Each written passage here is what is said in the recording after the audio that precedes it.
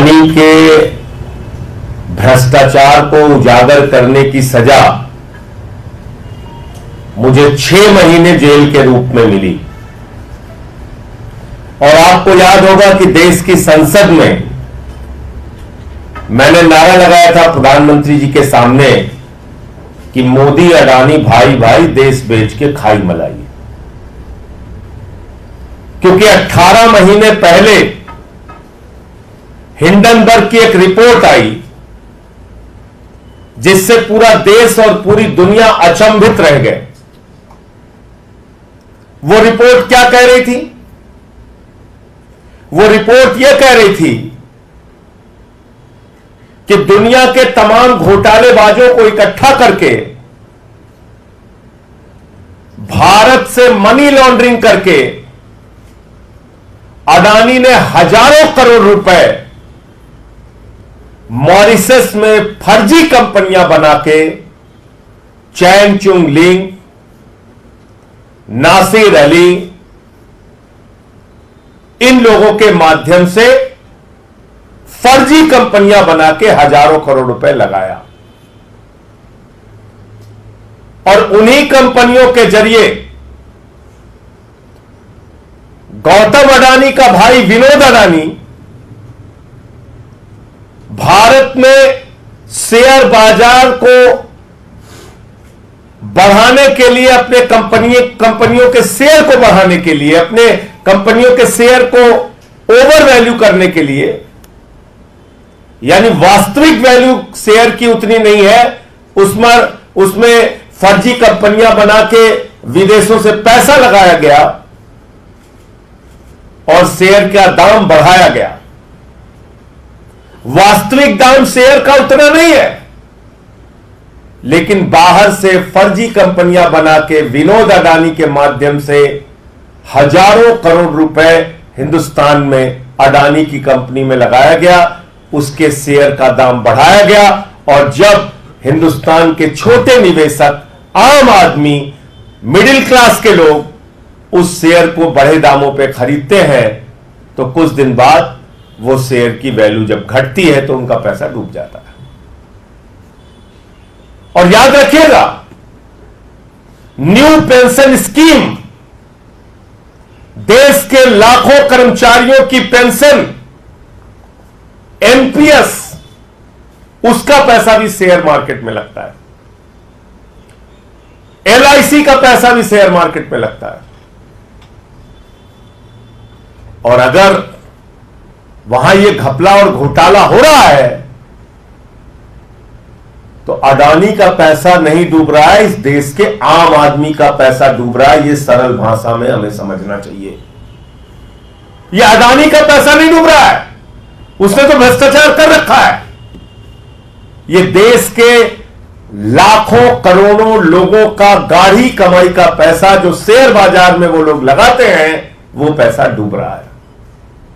और कितना डूबा आप कल्पना कर सकते हैं? अगर मैं इस प्रेस कॉन्फ्रेंस में कहूं तो जीरो लगाते लगाते आप थक जाएंगे। जब हिंडनबर्ग की रिपोर्ट का खुलासा हुआ तो 8,50,000 करोड़ रुपए हिंदुस्तान के लोगों के डूब गए शेयर मार्केट में।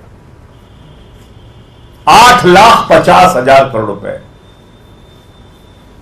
मैंने तब मांग की थी बहुत जोर शोर से कि जेपीसी बनाओ, जेपीसी बनाओ, पूरे मामले की जांच कराओ, सच्चाई तक जाओ। इस देश के लोगों का पैसा डूब रहा है।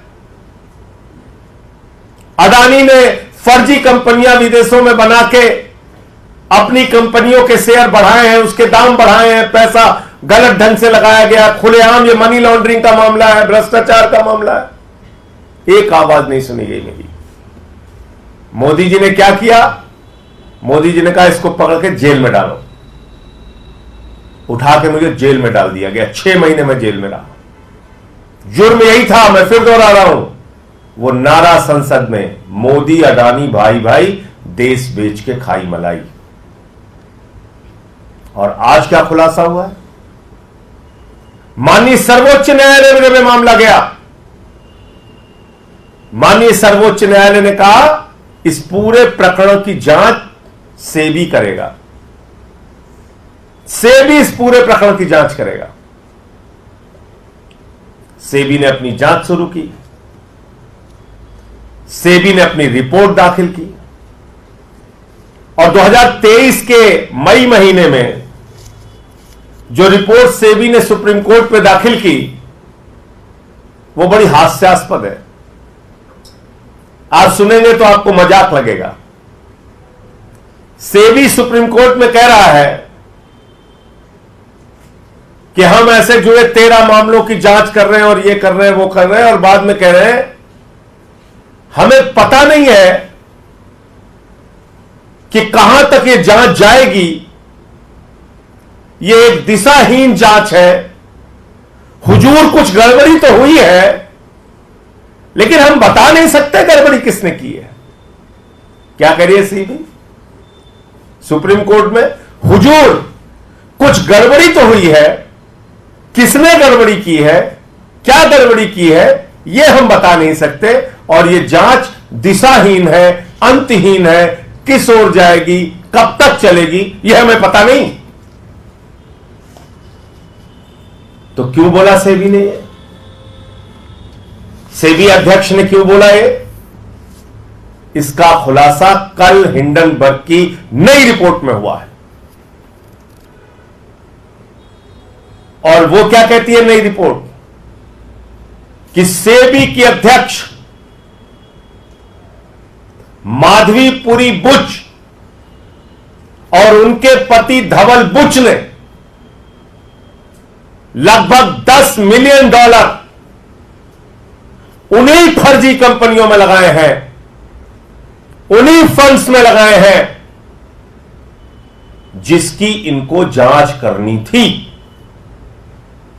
यानी जिस भ्रष्टाचार के मामले की जांच सेबी अध्यक्ष को करनी थी, वहीं पर इनका पैसा लगा हुआ है, वहीं पे इनका इन्वेस्टमेंट हुआ है लगभग $10 मिलियन। और यह एक विसिल ब्लोअर के माध्यम से इस बात का खुलासा हुआ। आप मुझे बताइए, जिन कंपनियों के, जिनके भ्रष्टाचार के, जिन मामलों की जांच स्वयं सेबी को करनी थी, अगर सुप्रीम कोर्ट ने कहा कि आप जांच करेंगे इसकी, तो माधवी बुच ने क्यों नहीं बताया कि हुजूर मैं जांच नहीं कर सकती क्योंकि हमारा मामला, हमारा पैसा तो और हमारे पति का पैसा तो खुद ही इन फंड्स के ऊपर लगा हुआ है, जिसको विनोद अडानी मैनेज करता है, जिसके जरिए हिंदुस्तान के आम आदमी को लूटा जाता है, जिसके जरिए हिंदुस्तान के आम लोगों का लाखों करोड़ रुपए का उनको चूना लगाया जाता है। फिर मैं फिर दोहरा दूं, 8,50,000 करोड़ रुपए शेयर बाजार में 18 महीने पहले इस देश की जनता के डूबे थे, भूलिएगा नहीं। और तब मैंने चिल्ला चिल्ला के कहा था कि यह बहुत बड़ा भ्रष्टाचार है, जेपीसी से इसकी जांच कराओ। और तब मेरी एक नहीं सुनी गई, बल्कि उल्टा मोदी जी ने उठा के हमको जेल में भेज दिया। तो मैं भारत के प्रधानमंत्री से पूछना चाहता हूं, आप भ्रष्टाचार पे बड़ी बड़ी बातें करते हैं, भ्रष्टाचार को खत्म करने की गारंटी देते हैं, भ्रष्टाचारियों को जेल में भेजने की गारंटी देते हैं, और आपने एक तेलंगाना की सभा में कहा था अडानी कांग्रेस को टेम्पू में भर भर के रुपया पहुंचा रहा है। आप देश के प्रधानमंत्री होकर इतना बड़ा आरोप लगाते हैं, और जैसे ही आपकी शपथ ग्रहण समारोह होती है, भारत के सेना के सर्वोच्च पद पर बैठे हुए लोग पीछे बैठते हैं, अडानी आगे बैठता है।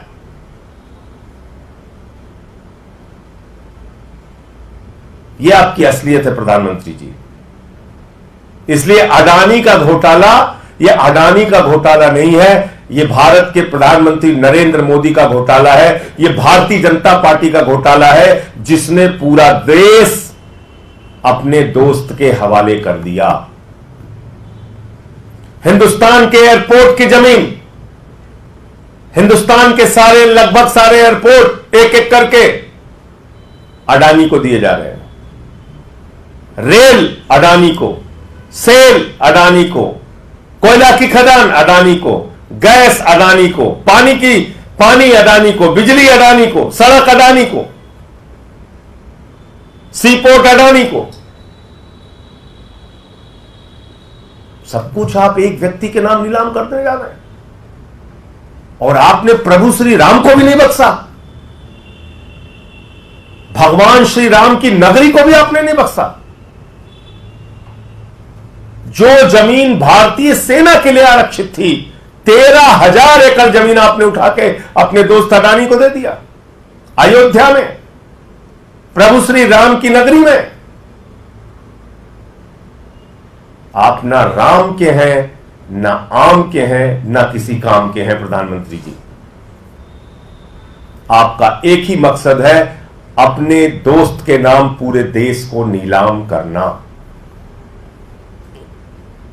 और इसलिए अब यह जो मामला सामने आया है, सेबी अध्यक्ष की सारी जांच बेबुनियाद है, निराधार है, और अडानी के किसी भी मामले की जांच में दी गई, उसकी कही गई बात और रिपोर्ट का कोई मतलब नहीं है जो सुप्रीम कोर्ट में उन्होंने दाखिल किया है।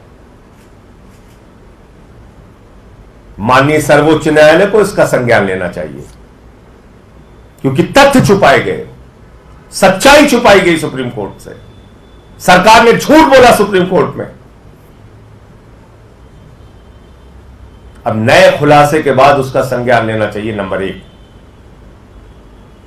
और नंबर 2, ये सारे घोटाले, ये 8,50,000 करोड़ रुपए हिंदुस्तान के लोगों का जो डूबा है, इसके लिए कोई और नहीं, भारत के प्रधानमंत्री नरेंद्र मोदी जी जिम्मेदार हैं। जब तक वो पद पर रहेंगे, तब तक अडानी के मामलों की जांच नहीं हो सकती, अडानी के भ्रष्टाचार की जांच नहीं हो सकती। प्रधानमंत्री में जरा सी भी नैतिकता है तो उनको अपने पद से इस्तीफा दे देना चाहिए। उनको देश का प्रधानमंत्री बने रहने का हक नहीं है। प्रधानमंत्री इस्तीफा दे, जेपीसी बनाई जाए, तभी इसकी जांच हो सकती है। ज्वाइंट पार्लियामेंट्री कमेटी के माध्यम से इसकी जांच हो सकती है, जो हमारी पहले दिन से डिमांड रही है। तो नई रिपोर्ट में एक पहले तो बात आई थी, इनके एक श्रॉफ करके है, वो समधी है, सेबी के अधिकारी। दूसरा मामला आया, सेबी का अध्यक्ष खुद ही फंड में पैसे लगाए हुए। तो इसलिए मुझे इतनी बात कहनी थी कि ये कतई मत समझिएगा कि अडानी के घोटाले का इस देश के आम आदमी से कोई लेना देना नहीं है। इस देश के लोगों का लाखों करोड़ रुपए डूबा है, और उस भ्रष्टाचार में सीधे तौर पे भारत के प्रधानमंत्री नरेंद्र मोदी और उनका एक दोस्त जिसका नाम है गौतम अडानी, वो शामिल है। मुझे इतनी बात कहनी थी। आपका कोई प्रश्न हो तो आप पूछ सकते हैं। तो सेबी चीफ ये कह रहे हैं कि जो आरोप मेरे ऊपर लगाए गए हैं, जो रिपोर्ट आया है, उनके कहने से क्या होता है? जो सामने आया है सच, वो तो गौतम अडानी भी कह रहा था हमने कुछ नहीं किया। देश के लोगों का 8.5 लाख करोड़ रुपए डूब गया। मॉरिशस में फर्जी सेल कंपनियां बनाई गई। गौतम अडानी ने अडानी कंपनियों के शेयर वैल्यू बढ़ाने के लिए वो शेयर खरीदे, उसमें पैसे लगाए, ओवर वैल्यू हो गई तो आम जो छोटे इन्वेस्टर हैं उन्होंने उसको खरीदा बड़े दामों पे, उनका पैसा डूबा। जब उसकी मार्केट वैल्यू कम हुई तो ये पूरा मामला है। उनके कहने से कुछ नहीं होता। अब पूरी सच्चाई सामने आ चुकी है।